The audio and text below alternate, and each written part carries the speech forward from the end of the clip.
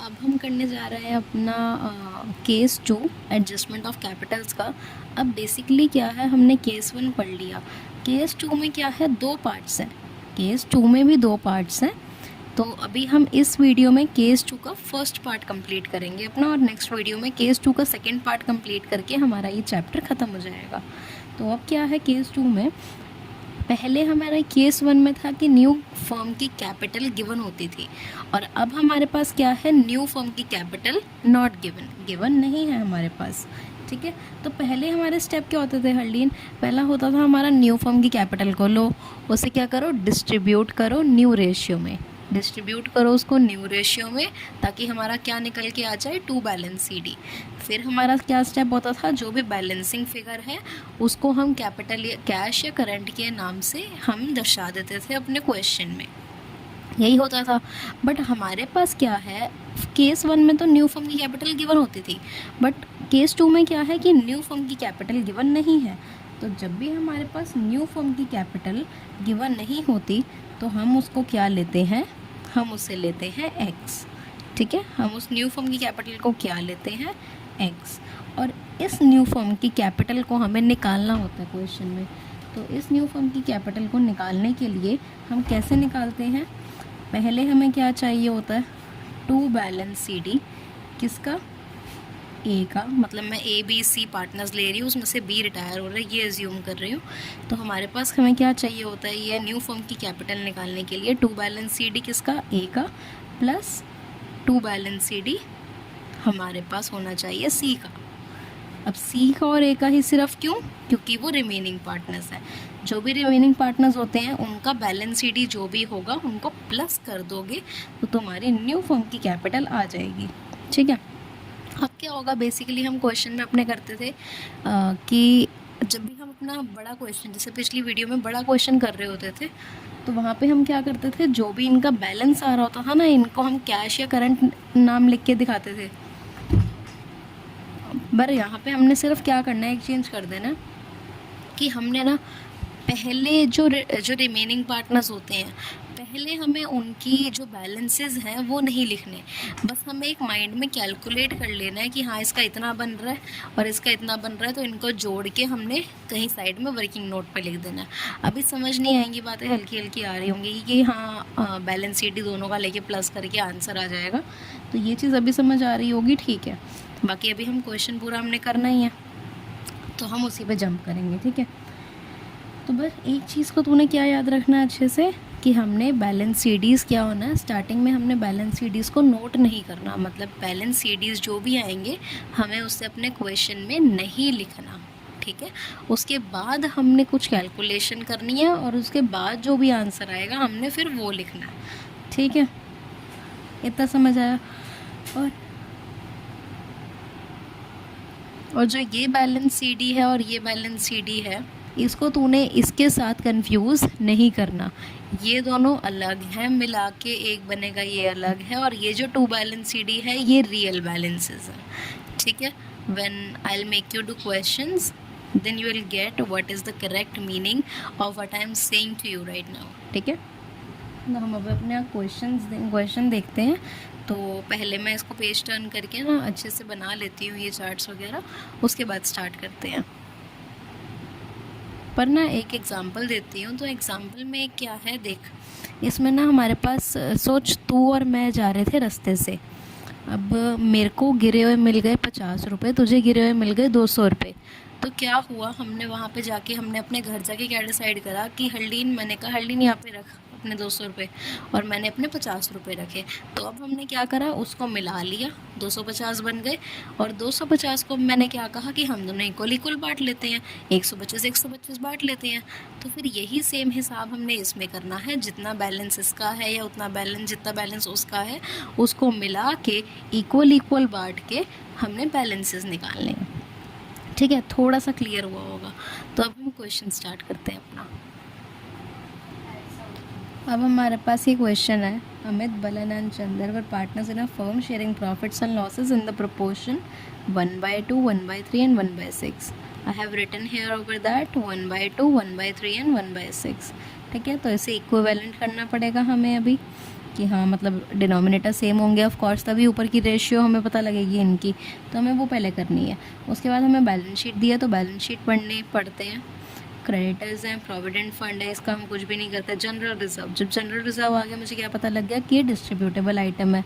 फिर मेरे पास कैपिटल है, bank, debtors, provision for doubtful debt भी मेंटेन्ड है, स्टॉक, इन्वेस्टमेंट, पेटेंट्स, मशीनरी। मतलब यहाँ पे कहीं पे और कोई डिस्ट्रीब्यूटेबल आइटम नहीं है एक्सेप्ट जीआर। तो मैं एक काम करती हूँ ना, जब मुझे जीआर पहले ही दिख जाती है कि हाँ जनरल रिजर्व यहाँ पे है, तो मैं क्यों ना पार्टनर्स कैपिटल अकाउंट में पहले बाय जीआर लिख दूँ, क्योंकि कहीं पे तो यही पे ही आएगी ना, क्रॉस ट्रांसफ़र ही होगी। तो बाय जनरल रिजर्व मैं पहले यहाँ पे लिख के छोड़ देती हूँ ताकि मुझे बाद में याद रहे। और 9000 है तो 9000 को बांटना, जनरल रिजर्व लिख दिया तो ऑफकोर्स याद ही रहेगा कि जनरल रिजर्व भी बांटना है। और यहाँ पे बाय बैलेंस शीट लिखते हैं ना हरलीन, तो पहले बाय बैलेंस शीट लिख ही देते हैं।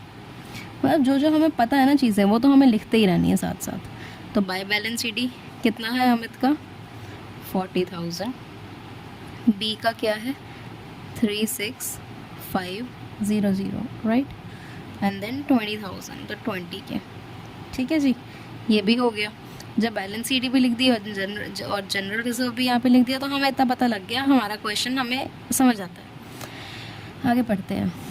यहाँ पे क्या है, goodwill, it was agreed that goodwill will be valued at 27,000। Goodwill of the firm क्या है, 27,000।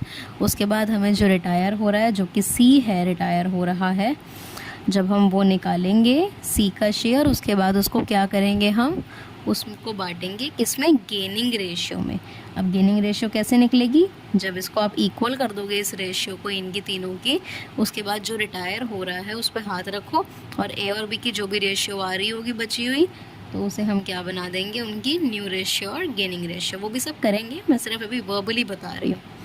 उसके बाद हम क्या करते हैं, गुडविल ऑफ द फर्म पता लग गई, फिर पता लगना है हमें, फिर हमारा सेकेंड पॉइंट क्या है, डेप्रीसिएशन ऑफ 10% मशीनरी पे। मशीनरी पे क्या लगा दो, डेप्रिसिएशन लगा दो 10% का, मतलब 10% से मशीनरी को कम कर दो, मतलब रीवैल्यूएशन की डेबिट साइड पे आएगी। अब patents were to be reduced by 20%, patents को 20% से घटा दो, घटाना है तो मतलब दोबारा डेबिट साइड पे आएगा, किसके, रीवैल्यूएशन के। अब है an old photocopier previously return of was sold for 600, मतलब एक ओल्ड फोटोकॉपियर था हमारे पास, तो क्या हुआ, वो हमने क्या करा, वो हमने सोच लिया था ये तो बिकेगा ही नहीं, पर वो 600 का बिक गया है, तो हमारे लिए तो मुनाफा हुआ। हमने सोचा था ये कुछ है ही नहीं, बट ये फिर भी 600 का बिक गया, तो हमारे लिए मुनाफा है, तो रीवैल्यूएशन की क्रेडिट साइड पे आएगा। फिर चंदा टुक ओवर इन्वेस्टमेंट।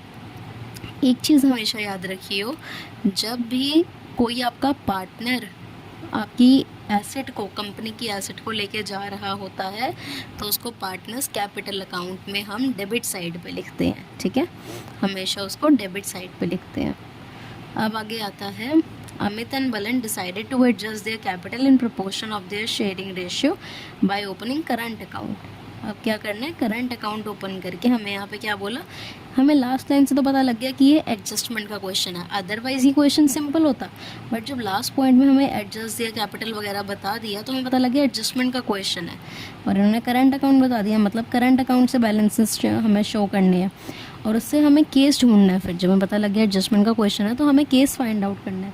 केस 1 तब होता जब हमें न्यू फर्म की कैपिटल गिवन होती, और जब नहीं है तो मतलब ये केस 2 है, ठीक है, जिसमें हमें न्यू फर्म की कैपिटल गिवन नहीं है, हमें वो भी निकालनी है। इसमें इन्होंने बोला है prepare revaluation and partners capital account on चंदा रिटायरमेंट, मतलब सिर्फ रीवैल्यूएशन और पार्टनर्स कैपिटल बनाना है, तो उन्हें इस क्वेश्चन में कहा है, बट मैं देखो बैलेंस शीट भी बना के दिखाऊंगी, क्योंकि हमें तो आना चाहिए ना, हमें तो बैलेंस शीट भी आनी चाहिए, तो इस करके मैं तेको बैलेंस शीट भी साथ साथ में बना के दिखाऊंगी, और रीवैल्यूएशन और पार्टनर्स कैपिटल तो हमें बनाना ही है। ठीक है, तो पहले मैंने क्या लिख दिया, बाय बैलेंस शीट भी लिख दिया, जनरल रिजर्व भी लिख दिया। अब सबसे पहले काम हम कर लेते हैं अपनी रेशियोज इक्वल करने का एक बार। ठीक है, तो हमें पहला काम अपना क्या करना है, अपनी रेशियोज़ को इक्वल करने का। ठीक है, सबसे पहले हमने अपनी रेशियोज़ का देखना है, जो हमारा काम है 1/2 है, तो इसे मैं इक्वल कर देती हूँ। यहाँ पे हम मल्टीप्लाई करेंगे, इसको मल्टीप्लाई करेंगे 6 बनाना है ना, 3/3 से, इसको करेंगे 2/2 से, हमारे पास आ जाएगा 3:2:1। ठीक है, उसके बाद ए रेशियो बी, जो ए और बी है इनकी न्यू रेशियो या गेनिंग रेशियो क्या आ गई, 3:2। कैसे पता लगा, जो रिटायर हो रहा है उसको छुपा ले, जो भी रेशियो है बाकी के बचे की रेशियो वही हो जाती है। ये क्या हो गई हमारी न्यू रेशियो या गेनिंग रेशियो। ठीक है जी, पता लग गया। अब उसके बाद क्या है हमारे पास वो देख ले। हमारे पास गुडविल थी 27,000 की, क्या थी गुडविल 27,000 की, और कौन रिटायर हो रहा है हमारा, सी रिटायर हो रहा है। सी रिटायर हो रहा है तो सी का शेयर, हमारा पहला काम क्या होता है, सी का शेयर निकालना। तो 27,000 को मल्टीप्लाई कर दे उसके शेयर से, उसका शेयर कितना है 1/6।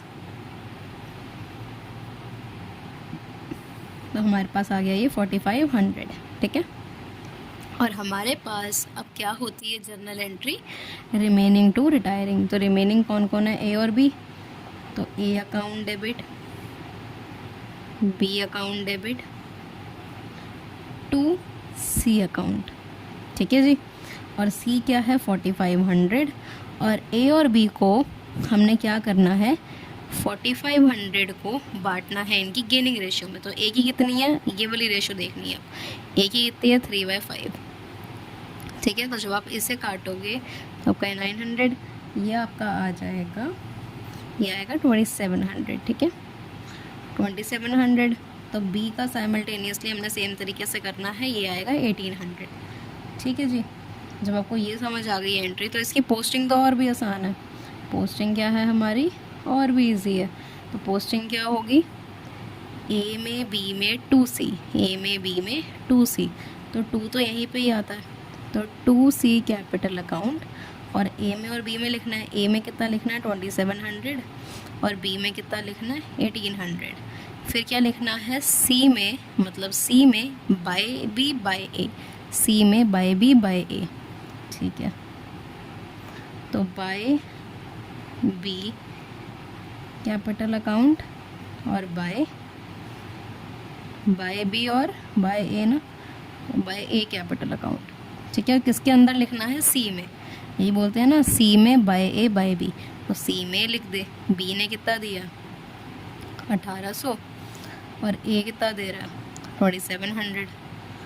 क्लियर है, जब हमने ये पोस्टिंग भी कर दी, अब हम आगे अपना क्वेश्चन पढ़ते रहते हैं। ठीक है, हमने पोस्टिंग कर दी, अब हमारे लिए इजी है।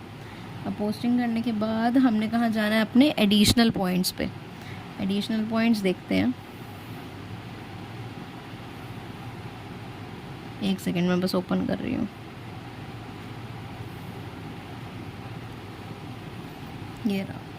ठीक है, हमने डेप्रिसिएशन की देखी, तो ये एंट्री हो चुकी है, मतलब गुडविल की हो चुकी है। अब डेप्रिसिएशन पे आते हैं। Depreciation of 10% was to be provided on machinery.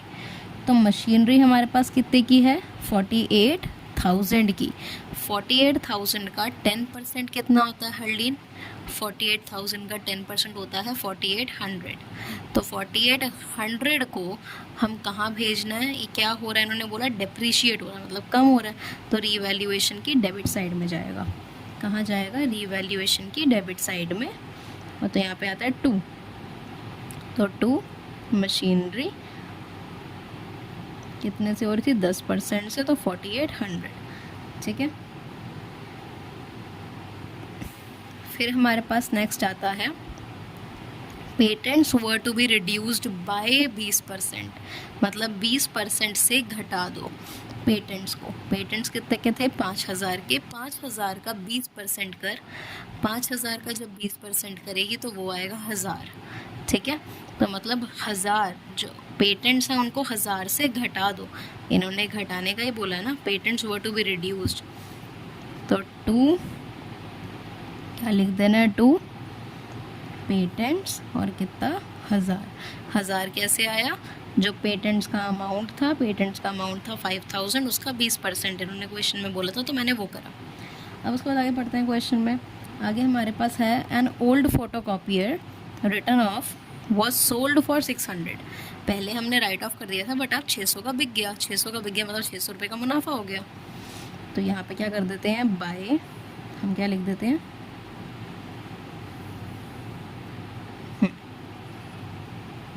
यहाँ लिख देते हैं बाय, सॉरी ये नहीं, बाय सेल ऑफ, सेल हुई है ना, तो बाय सेल ऑफ फोटोकॉपियर, ठीक है, बाय सेल ऑफ फोटोकॉपियर कितने का बिका है, 600 का, तो यहाँ लिख दिया। उसके बाद हमारे पास क्वेश्चन में क्या आता है, हमारे पास आता है Chandar took over investment for 15,800। Chandar क्या ले लेता है, इन्वेस्टमेंट ले लेता है कितने की, 15,800 की।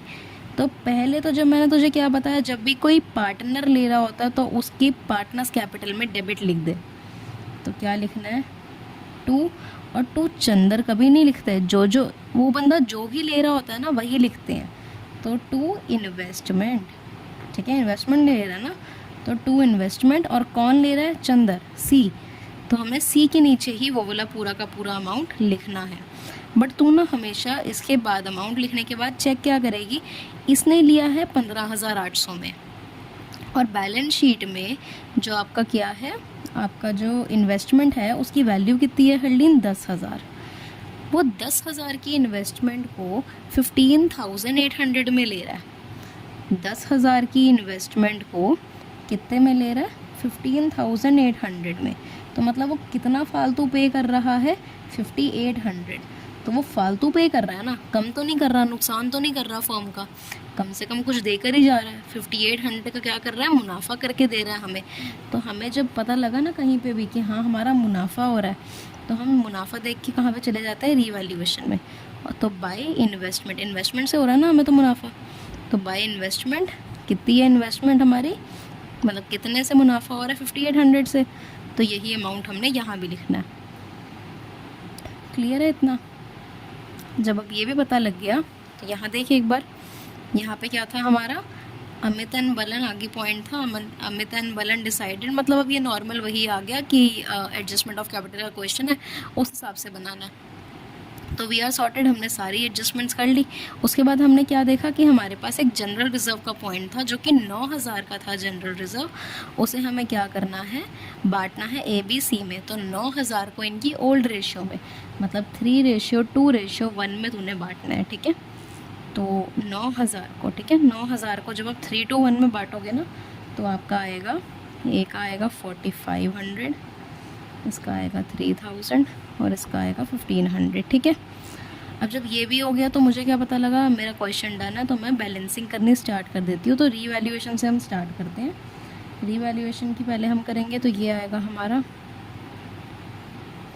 6,400, ठीक है। यहाँ साइड बैलेंस बचेगा हमारा 600 का, ठीक है। तो क्या लिखेंगे इसके आगे में, तो to revaluation gain, transfer to वगैरह वगैरह लिखना पड़ेगा देखो, ठीक है। तो किस किस में ट्रांसफ़र कर रहे हैं, ABC तीनों में करते हैं रीवैल्यूएशन का। तो 600 को हमने किस में बांटना है, ओल्ड रेशियो में, ठीक है। ओल्ड रेशियो में बांटोगे तो आपका आएगा 300, 200 और 100। इसको हम क्या करते हैं, गेन को ट्रांसफ़र कर देते हैं पार्टनर्स कैपिटल में। तो बाय रीवैल्यूएशन गेन कितना कितना आ रहा है, 300, 200 और 100, ठीक है। 300, 200 और 100 ये भी आ गया। अब जब हमारी ये भी चीज़ हो गई है, तो अब हमने देख लिया हमारा सारा क्वेश्चन मेनली हो चुका है। तो अब मैं देखो समझाती हूँ कि वो उस एडजस्टमेंट के पॉइंट का मतलब क्या था। तो सबसे पहले तो तूने आँख बंद करके क्या कर देनी है, जो बंदा रिटायर हो रहा है ना उसकी तो कैलकुलेशन कर दे। सी रिटायर हो रहा है ना, तो पहले तो हम क्या करते हैं, सी का काम ख़त्म कर देते हैं। सी का कोई लोन नहीं है ना, तो सी का काम ख़त्म करते हैं। सी की क्या है अब हमारी, इसकी टोटलिंग ये साइड बड़ी है, तो यहाँ का आएगा 261,000,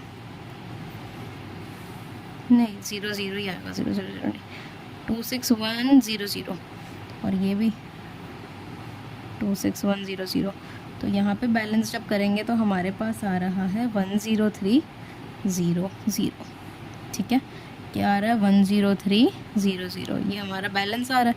और बैलेंस को, रिटायरिंग पार्टनर के बैलेंस को हम किस में हमेशा डालते हैं, लोन में। तो to cease loan account, clear. अब हम अपने आते हैं मेन पॉइंट पे, जो हमने बैलेंसिंग वाला करना है, जो हमने बैलेंसिंग का करना है। तो क्या करूँगी अभी मैं ना क्या कर रही हूँ यहाँ पे, चल छोड़, मैं देखो ऐसे दिखाती हूँ। हाँ,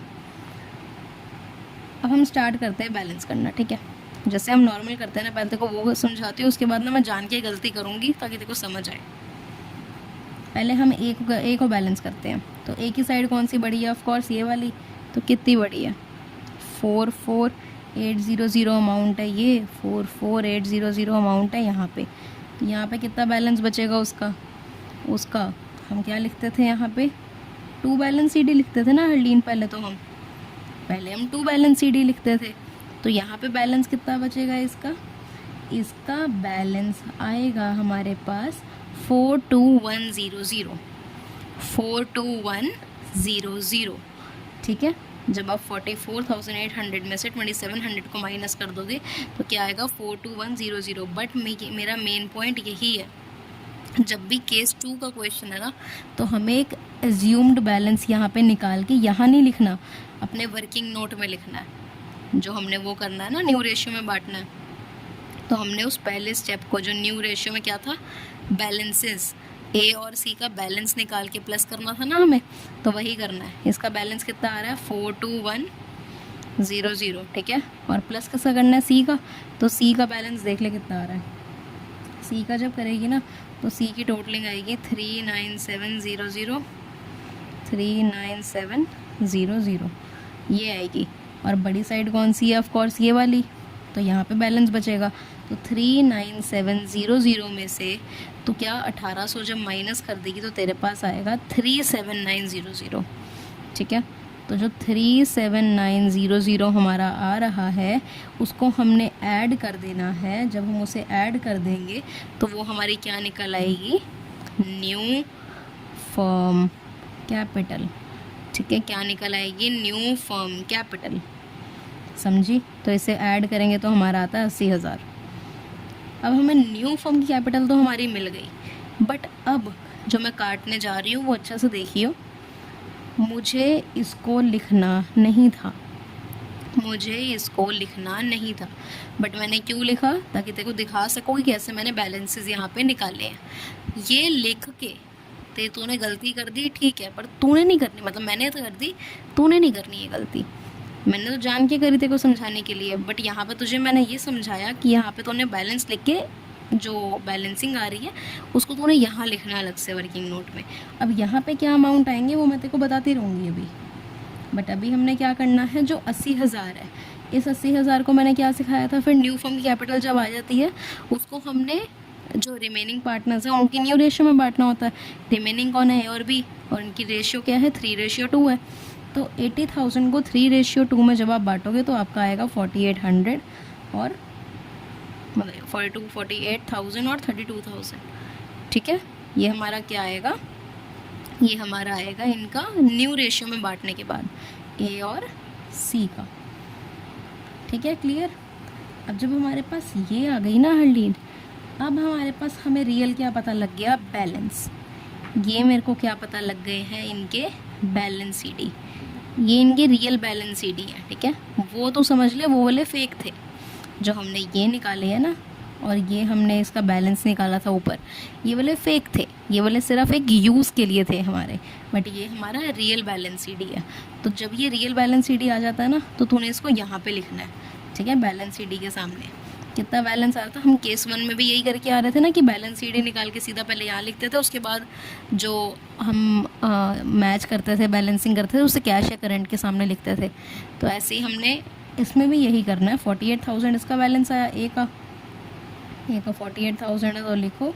और सी का कितना है? 32,000। सी का, सॉरी बी का ना, सी तो रिटायर हो गया, सॉरी सी तो रिटायर हो गया ना, तो बी का बैलेंस। ठीक है, जो रिमेनिंग होते हैं। तो बी का कितना है? 32,000। तो यहाँ लिख दो 32,000। ठीक है, उसके बाद अब तूने बैलेंस करना है। अब तूने क्या करना है? बैलेंस करना है। अब तू देख, ये साइड बड़ी है या ये साइड बड़ी है? क्या देखना है? ये साइड बड़ी है या ये साइड बड़ी है? तो यहाँ पे ऑफ कोर्स है, तेरी कौन सी साइड बड़ी आ रही है? ये वाली। इस वाली का टोटल कितना आ रहा है? 150,700। मैं यहाँ पे लिख रही हूँ। ठीक है, इस वाली का बैलेंस आ रहा है 50700। तो यहाँ पे भी 50700 आएगा और यहाँ बैलेंस आएगा। तो यहाँ बैलेंस आ रहा है हमारा कितना? इस साइड आ रहा है हमारा 5900 बैलेंस आ रहा है। तो ये जो बैलेंस है हमने क्या लास्ट लाइन में पढ़ी थी, करेंट अकाउंट से दिखाना है। तो क्या करेंगे, बाय ए करंट अकाउंट, ठीक है। सिमिलरली हमने बी का कैलकुलेट करना है। ये साइड बड़ी है या ये साइड बड़ी है, ये साइड बड़ी है, ये साइड बड़ी है। तो क्या अमाउंट था इसका, 39700, यही था ना, 39700। सेम यहाँ पे लिखना है इसका, मैं थोड़ा ऊपर लिख रही हूँ, ठीक है, 39700, यही अमाउंट था। अब बी का अमाउंट मतलब बी का बैलेंस कितना आ रहा है, 39700 में से 32,000 माइनस कर, 1800 माइनस कर, क्या बचेगा, 5900 ही बच रहा है। ज़रूरी नहीं है ये दोनों ए और बी का सेम आए, ये बाय चांस आ रहा है क्वेश्चन में। तो 5900 आया। हमने यहाँ पे भी किससे दिखाना है, करंट से। तो by B current account, clear है, by B current account. I hope समझ आया ये क्वेश्चन, मैंने तो पूरी कोशिश करी, अब दोबारा देखी हुई है, समझ अच्छे से आ जाएगा, ठीक है। तो बाय बी करंट अकाउंट लिख दिया। उसके बाद देख यहाँ पे तो बी करंट अकाउंट, सी करंट अकाउंट, मतलब ए करंट अकाउंट लिखे ना लिखे कोई फ़र्क नहीं पड़ता, तो क्योंकि जिसके नीचे लिख रही है ऑफ कोर्स ये उसी का अमाउंट है, ठीक है। तो अगर मेंशन नहीं भी करोगे ना आप तभी अच्छा लगेगा, मेंशन मत करना, करंट अकाउंट कैश अकाउंट ऐसे ही लिखना सिर्फ। अब उसके बाद मैं क्या करने जा रही हूँ, मैं यहाँ पे अपनी बैलेंस शीट बनाने जा रही हूँ। तो जो जो चीज़ें मैंने उतारने के लिए पहले बोली थी ना, वो एज इट इज़ उतार दे नीचे, जो चीज़ें मुझे पता है। तो पहले तो मैंने क्या उतारना है, पहले मैंने चीज़ जो उतारनी है वो मेरी है कैपिटल। क्या है, कैपिटल। कैपिटल किसकी है, ए और बी की। ए और बी तो बचे हैं ना अब। तो ए की कैपिटल कितनी है, ये वाली होती है ना कैपिटल हरलीन, जो 80,000 आपकी न्यू फर्म कैपिटल थी, उसको जब आपने बांटा इन दोनों के हिस्से में, तो यही वाली कैपिटल आती है हमारी। पीछे वाला क्वेश्चन अच्छे से करियो एक बार, तभी अच्छे से समझ आएगा। और यहाँ पे 32,000 है इसकी, ठीक है। उसके बाद क्या करते थे, लोन को भी लिखते थे। तो सी लोन, सी का लोन कितना था, जिसका लोन होता था हम सीधे सीधे लिखते रहते हैं। सी का लोन था 10300, ठीक है। और क्या बताया था, करंट अकाउंट, जो भी करंट होता है जिस साइड भी, वो सीधा सीधा ही नीचे आ जाता है। तो क्या लिखना है यहाँ पे, बीज करंट। यहाँ पे तो पार्टनर का नाम मेंशन करे ना करे, यहाँ बैलेंस शीट में करना ज़रूरी है। तो बी करंट अकाउंट, बी पे कितना है नाम जी, 5900 का। और यहाँ पे भी करंट अकाउंट है, तो यहाँ पे किसका करंट अकाउंट था, ये ए का। तो ए करंट अकाउंट लिख के मैं क्या करूँगी, अमाउंट लिख दूँगी, कितना अमाउंट है, ये भी 5900, क्लियर। अब उसके बाद क्या देखते हैं, उसके बाद हम अपना शुरू करते हैं बैलेंस शीट को देखना, और बैलेंस शीट और रीवैल्यूएशन को देख के हम सारा अमाउंट लिख देंगे, ठीक है। तो बैलेंस शीट आपके सामने ये रही। उसके बाद अमाउंट देखते रहते हैं। सन्ड्री क्रेडिटर्स पूरा ही लिख दियो तू, ठीक है। यहाँ पे मैं सिर्फ क्रेडिटर्स लिख रही हूँ। क्रेडिटर्स कितने हैं हमारे पास, 12600। कोई भी हमारे पास रिवैल्यूएशन में क्रेडिटर्स के रिलेटेड एडजस्टमेंट नहीं थी, तो हमने सीधा क्रेडिटर्स लिख दिया। फिर प्रोविडेंट फंड पूरा लिखियो तो प्रोविडेंट फंड आया हमारे पास। प्रोविडेंट फंड को हम छेड़ते भी नहीं है, तो हमने 3000 का था, 3000 ही लिख दिया। जीआर हमने डिस्ट्रीब्यूट कर दिया, कैपिटल्स हमने लिख दी। बैंक, अब क्या आता है, बैंक। अब एक चीज़ ध्यान दे, 4100 तो ये है, और तूने रिवैल्यूएशन में देखा कि तूने कोई चीज़ सेल भी करी है, तूने कोई चीज़ बेची है। जब आप बेचते हो तो आपके पास पैसा आता है। जब आप कोई बेचते हो चीज़ या फिर ख़रीदते हो, जब बेचते हो तो पैसा आता है, तो और जब खरीदते हो तो पैसा जाता है। तो आपने बेचा मतलब पैसा आया है, कोई चीज़ देकर ही तो पैसा आएगा ना। कितना पैसा आया, सेल और परचेज के केस में देखना है बस तूने, 600। तो यहाँ पे आप 600 प्लस करके 4700 बार लिखोगे, ठीक है। उसके बाद क्या देखना है, डेटर्स, ठीक है। क्या देखना है, डेटर्स। तो डेटर्स के रिगार्डिंग तो मेरे पास कुछ भी नहीं था, डेटर्स के रिगार्डिंग मेरे पास कोई भी इन्फॉर्मेशन नहीं थी ना। तो एक बार लेट मी चेक, वैसे तो 29,000 ही आएगा, मैं एक बार चेक भी कर लेती हूँ।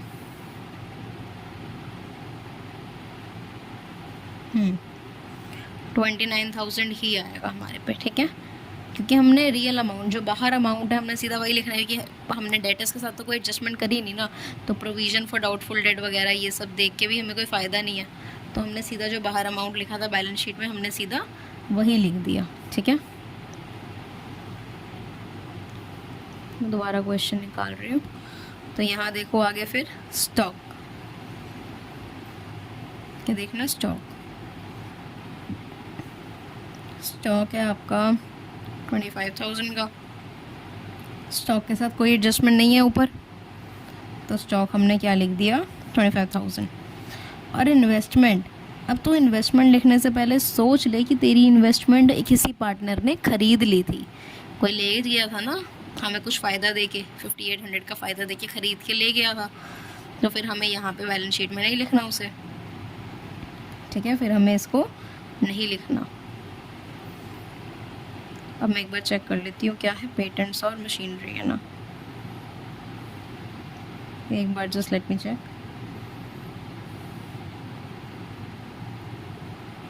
पेटेंट्स और मशीनरी तो लिख ही लूँ ना,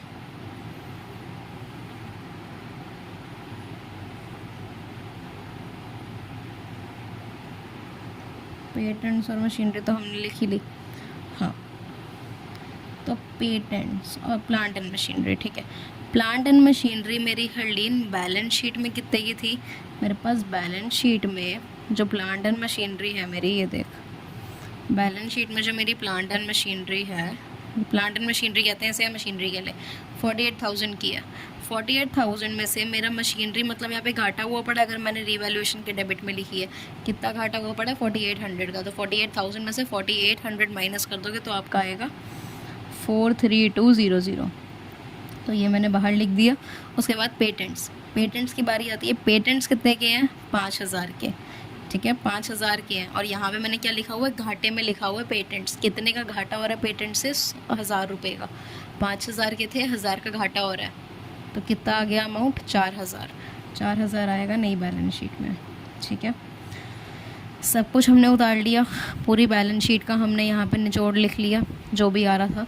अब बस क्या करना है, टोटलिंग करनी रहती है, और अगर टोटलिंग मैच हो जाती है तो मतलब हमारा क्वेश्चन पूरा क्या था, सही था। ठीक है, पूरी बैलेंस शीट हमारी अगर मैच हो जाती है तो पूरी बैलेंस शीट हमारी मैच ऑफ कोर्स होगी ही, क्योंकि अभी मैं करा रही हूँ, तो अपने आप करेगी तो देखो तब गलतियाँ आती रहेंगी, समझ आता रहेगा। तो ये हमारा आ गया आंसर 1,11,800। ठीक है, तो हमारे पास दोनों साइड ये इक्वल अमाउंट आ गया है। अब आपको क्या करना है, पीछे वाली वीडियो को अगर एक बार दोबारा देखना है देख लो, एडजस्टमेंट वाले बहुत इंपॉर्टेंट क्वेश्चन है क्योंकि ये आते हैं। ठीक है, बैलेंस शीट नहीं पूछेंगे, वो सिर्फ एडजस्टमेंट पूछ लेंगे आपसे।